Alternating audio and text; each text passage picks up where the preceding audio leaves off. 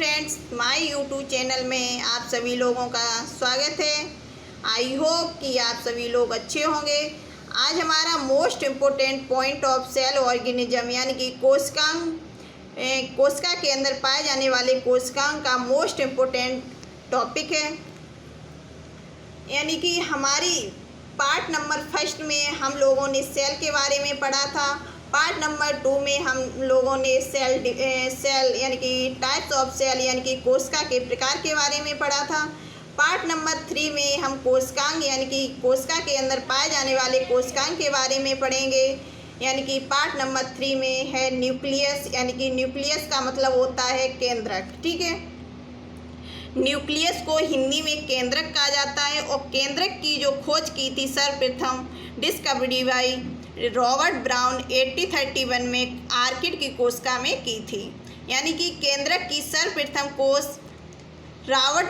वैज्ञानिक Robert brown ने 1831 में आर्किड की कोशिका में की थी।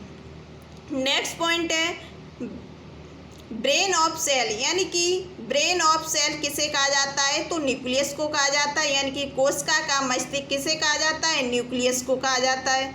क्यों कहा जाता है? क्योंकि कंट्रोल ऑन मेटाबॉलिज्म एक्टिविटीज यानी कि उपापचय क्रियाओं पर नियंत्रण कौन करता है? तो न्यूक्लियस करता है, इसलिए इसे ब्रेन ऑफ सेल कहा जाता है। जैसे हमारी बॉडी पर नियंत्रण हमारा ब्रेन करता है, वैसे ही कोशिका पर जो नियंत्रण करता है वो कौन करता है? न्यूक्लियस करता है।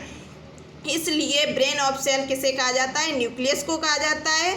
ठीक है, नेक्स्ट पॉइंट है control chamber of cell. Control chamber of cell का मतलब होता है कोशिका का नियंत्रण कक्ष किसे कहा जाता है? न्यूक्लियस को कहा जाता है।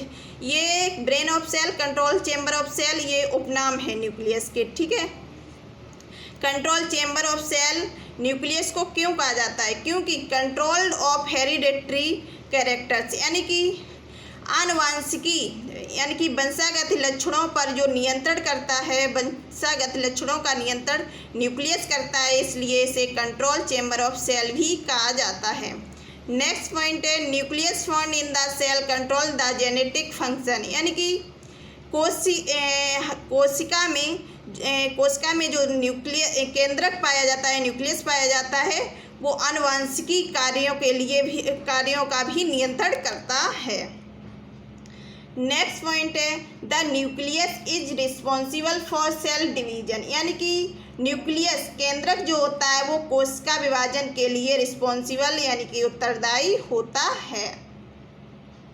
नेक्स्ट पॉइंट है डबल मेम्ब्रेन। यानी कि केंद्रक जो होता है, न्यूक्लियस जो होता है, वो डबल झिल्लीदार कोशिकांग होता है। नेक्स्ट पॉइंट है डार्क कलर्ड स्पाइकल और oval dot like structure near the centre of cell. कोशिका में जो सेंटर के पास अंडाकार जो गोलाकार संरचना, गहरे रंग की जो संरचना पाई जाती है, उसी को हम केंद्रक कहते हैं। कोशिका के केंद्र के पास गोलाकार गहरे रंग की जो संरचना पाई जाती है, उसी को हम क्या कहते हैं? केंद्रक कहते हैं। नेक्स्ट पॉइंट है the nucleus play a centre role in a cellular activities and reproduction. यानी कि केंद्रक जो होता है वो कोशिका के अंदर जो गतिशील क्रियाएं तथा प्रजनन के लिए भी महत्वपूर्ण भूमिका निभाता है।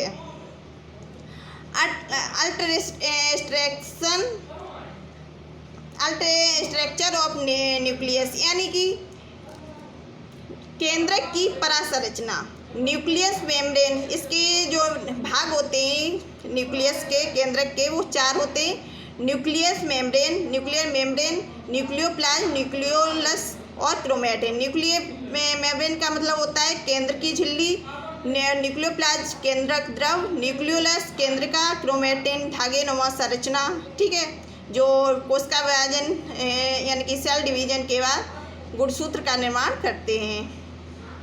न्यूक्लियस मेम्ब्रेन जो होता है, इसका फंक्शन क्या होता है? तो इसका जो फंक्शन होता है, ये केंद्रक द्रव और कोशिका द्रव के बीच आदान प्रदान को भी नियंत्रण करता है। नेक्स्ट है न्यूक्लियोप्लाज्म यानी कि केंद्रक द्रव। ऐसा द्रव जो केंद्रक के अंदर पाया जाता है उसे न्यूक्लियोप्लाज्म कहते हैं। इसमें डीएनए और आरएनए, गुणसूत्र RNA, DNA, protein, lipid, enzyme, खनिज लवण आदि पाए जाते हैं। किसमें? यानी कि न्यूक्लियोप्लाज्म केंद्रक द्रव में। न्यूक्लियोलस क्या होता है? केंद्रका क्या होता है?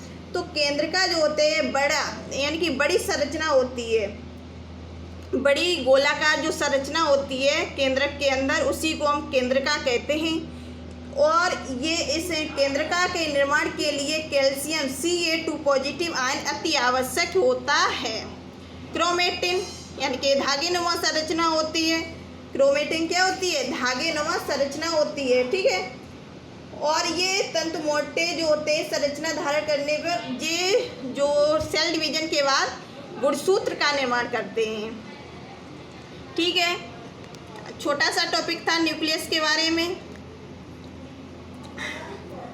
आपको ये वीडियो कैसी लगी है कमेंट बॉक्स में ज़रूर बताएं। Thanks for watching. जय हिंद, जय भारत।